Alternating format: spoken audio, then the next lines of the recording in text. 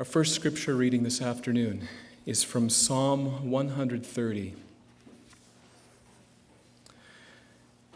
Out of the depths I cry to you, O Lord. Lord, hear my voice. Let your ears be attentive to the voice of my supplications. If you, O Lord, should mark iniquities, Lord, who could stand? But there is forgiveness with you, so that you may be revered. I wait for the Lord, my soul waits, and in his word I hope. My soul waits for the Lord more than those who watch for the morning, more than those who watch for the morning. O Israel, hope in the Lord, for with the Lord there is steadfast love, and with him is great power to redeem. It is he who will redeem Israel from all its iniquities. Our second scripture reading is from Hebrews chapter 13, verses 5 and 6. A second reading that I read in the hospital not that long ago. God has said, I will never leave you nor forsake you.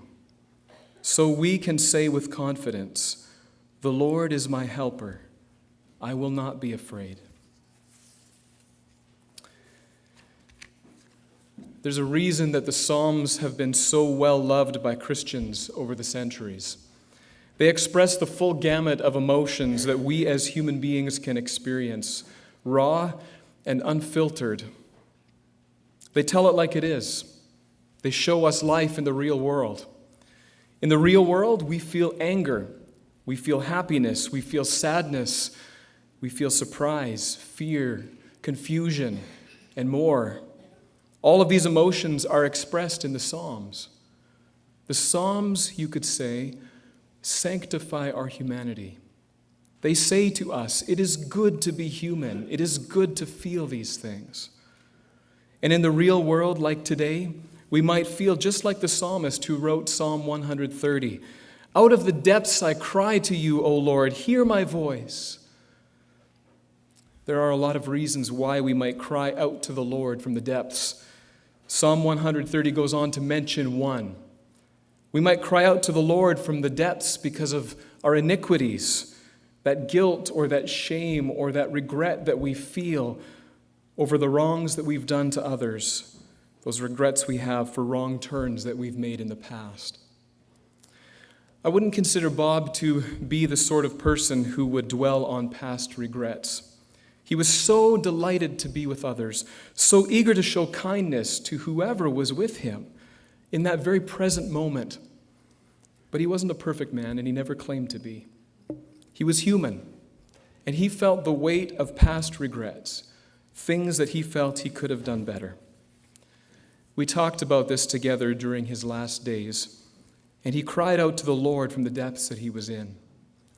In that moment, I was able to reassure him of God's love and forgiveness. And Bob grabbed hold of the assurance that we find in Psalm 130, where it says, if you, O Lord, should mark iniquities, Lord, who could stand? But there is forgiveness with you. Isn't that a wonderful statement? But there is forgiveness with you. And Bob knew this forgiveness firsthand. So we might cry out to the Lord from the depths because of our sense of guilt or shame or regret. But we also cry out to the Lord from the depths because of the grief and sorrow that we feel when someone that we have loved so much, who has loved us so much, has died. Lori and Robin, Margaret, all of you, family, friends, close co-workers, all of you who are here, you might feel like this.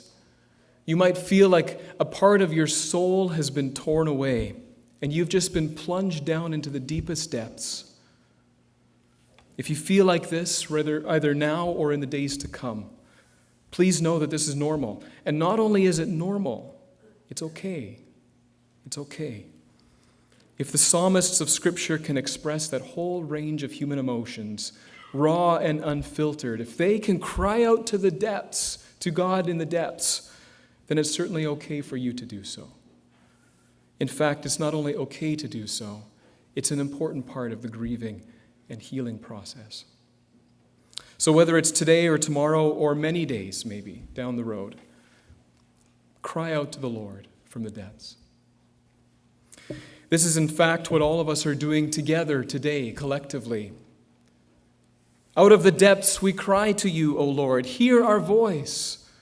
And like the psalmist, we wait for God to answer. We wait for the Lord. Our soul waits, and in his word we hope. Our soul waits for the Lord more than those who watch for the morning. More than those who watch for the morning. We cry out to the Lord from the depths, and we wait for the Lord to come to us, to answer our cry. Our waiting is not without hope, though. As the psalm goes on to say, with the Lord there is steadfast love, and with him is great power to redeem. We cry out to the Lord from the depths. We wait for the Lord to come to us, to answer our cry, and we wait with hope, trusting in God's steadfast love and redeeming power. But this is where our passage from Hebrews steps in. You see, we don't need to wait any longer. We already have an answer. God has already come to us. Listen again to the words from Hebrews 13. God has said, never will I leave you. Never will I forsake you. This is good news. We might feel abandoned by God. We might feel at times as if we are unforgiven, as if God has left us alone in our loneliness. But the reality is that God has never left us and never will. This is in fact the heart of the Christian gospel, our message of good news for the world. Jesus has come to show us that God is on our side.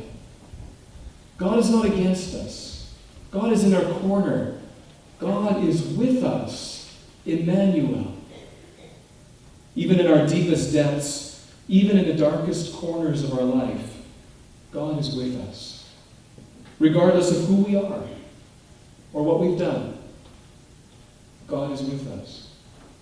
When we feel guilt or shame or regret about our past, God is with us.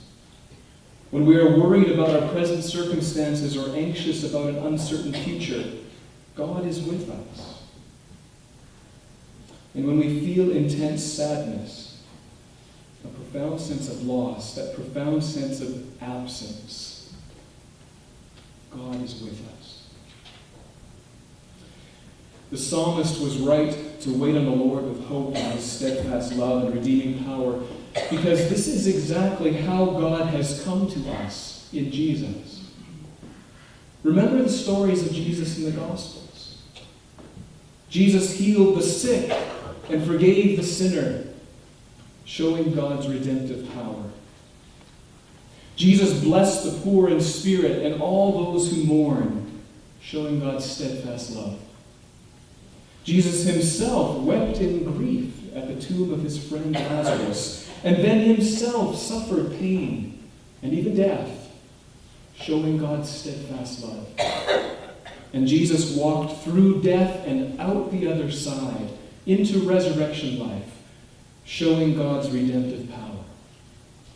God has come to us in Jesus in steadfast love and redeeming power. So no matter what we face, no matter what depths we might find ourselves in, even in the face of death, we can know, we can be sure that God is with us. And so, as Hebrews 13 says, we can say with confidence, the Lord is my helper. I will not be afraid. Laurie and Robin, Margaret, Bob's brothers and sisters, family, all of us here know this, that even in the depths of life, even when walking through the valley of the shadow of death, God is with us.